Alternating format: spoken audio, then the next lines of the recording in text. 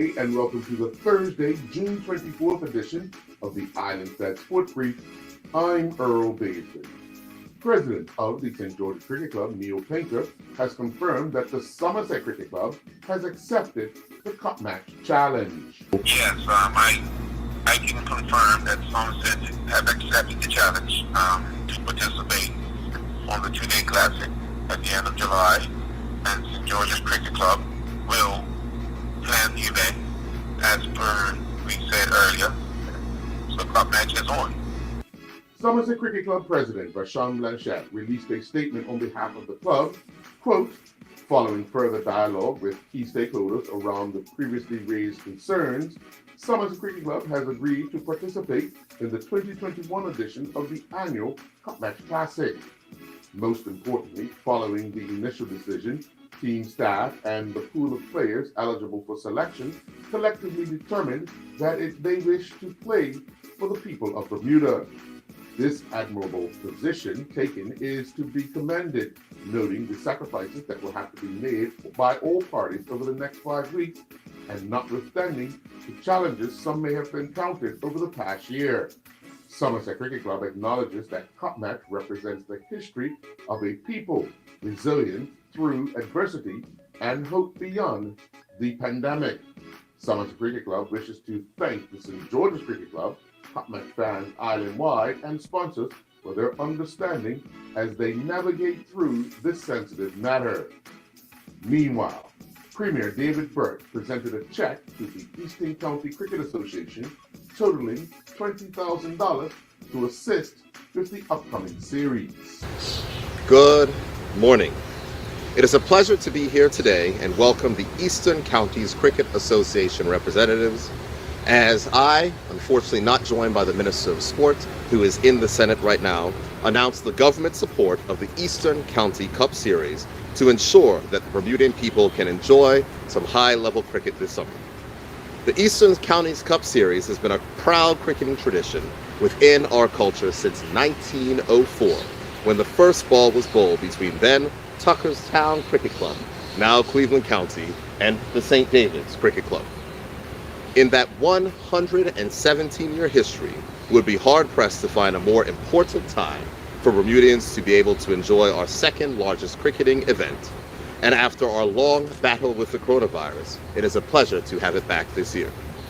When the Eastern Counties Cricket Association reached out to the government to support for safely holding the series, we felt that it was essential to do what we could to ensure that one of our pillar summer traditions takes place this year.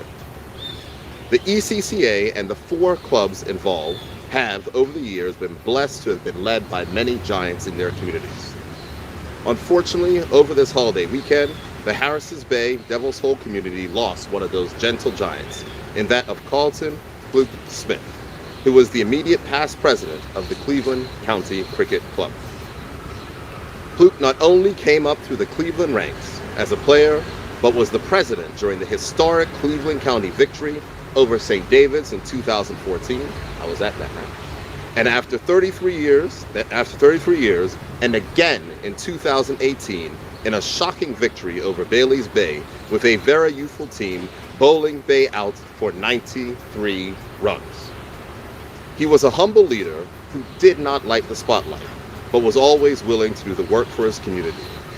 Fluke will be a huge miss at this year's county game, and I'm sure that the Cleveland County fans will honor him appropriately on August 14th when they show up at the Seabreeze Oval.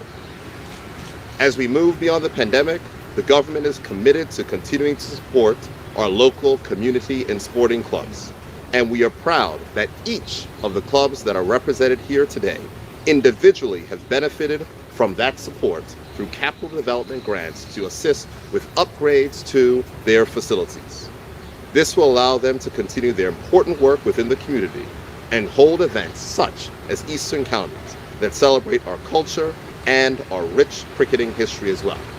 So on behalf of the government and the people of Bermuda, I'm proud to present the Eastern County Cricket Association with this check for the full amount of which was requested, $20,000, and I wish all of the clubs the best during this Eastern County Cup Series.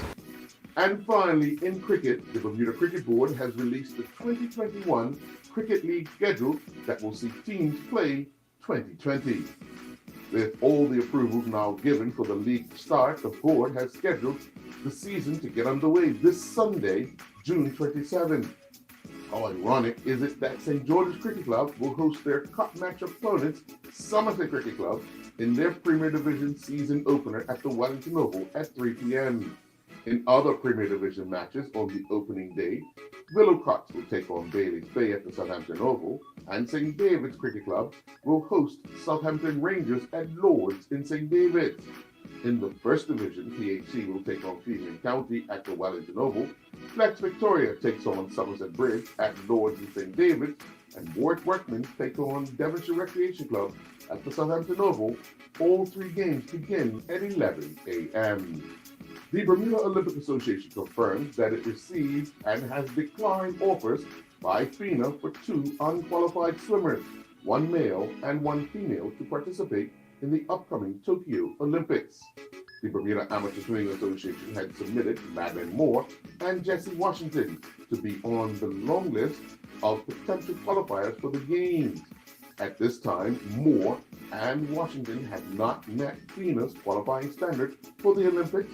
Therefore, the Bermuda Olympic Association cannot currently approve Moore's and Washington's participation in the Tokyo Games. The statement released says, "We note that Moore and Washington are currently competing at the Central American and Caribbean Amateur Swimming Confederations championships in Puerto Rico that make up CCCAN, and we are hopeful that they will meet the Olympic qualifying standard during the events at CCCAN, which would allow them to represent Bermuda in Tokyo. We extend our best wishes for a successful meet in Puerto Rico." End quote. Last night, the Islandstats.com sports show featured Red Card, the lifebook of David Bascom. My inspiration to write this book has to do with empowering. It has to do with understanding how to function through a separation.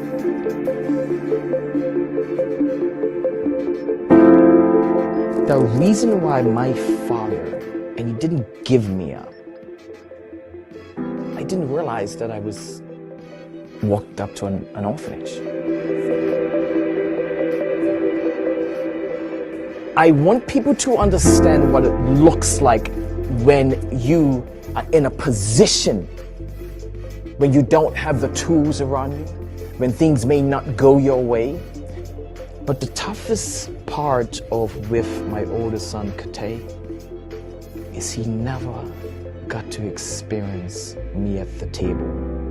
I felt that I wanted to make sure there was enough food, and I eat last or I'll go without. Oh, my grandmother, wow, man. We call it licks. Oh, we got more cocktails than you can think of. But she gave a structure.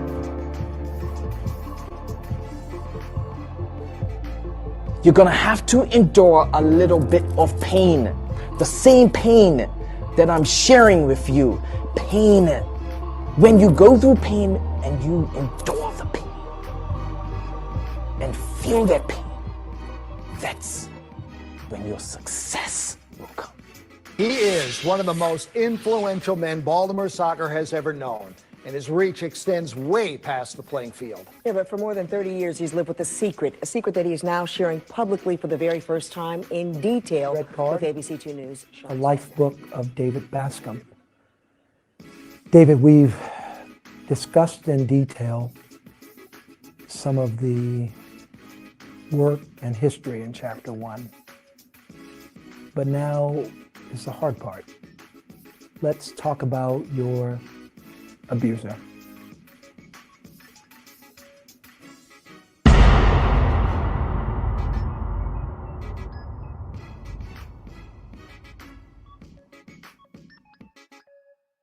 The Bermuda School Sports Federation is hosting the 36th annual Denton Hurdle Memorial Awards on Islandstats.com. The Denton Hurdle Memorial Awards is the highlight of the Bermuda School Sports Federation's calendar. Yesterday, we brought you the primary school athletes. This year, there were no primary school winners. For all of 2021, all students were highlighted and recognized. Bermudian cyclist Nicholas Narroway continued competing on the Tour of America's Dairylands. However, unfortunately, Caitlin Conyers was still not feeling well enough to compete on the day in Wisconsin. Narroway, competing in the men's Pro 1 division, took to the Maritime Bay Classic Criterium course. He finished 24th out of 57 finishers in a time of 1 hour, 15 minutes, and 36 seconds. Sophia Dias, Tristan Hockey, Riley Lowe, and Cody Rand were all back in action in Spain, competing in the International Optimus Dinghy Association's European Championships boys and girls fleets. In the girls division, Diaz fell 13 places to finish the day 93rd with 179 points. She finished 48th in the first race of the day, which was the third of the series, and 48th in the second race. Lowe came off the water in 99th spot, down 3 places with 192 points. This after finishing 49th in the first race and 47th in the second. In the boys division, Rand started the day in 133rd, but fell 5 places to 138th with 168 points. He finished 40th in the first race of the day and 42nd in the second. Hawking fell 1 spot to 143rd with 178 points. He finished the first race in 49th and the second race in 39th. And that's a look at the Thursday, June 24th edition of the Islandstats Sport Brief. I'm Earl Baisden.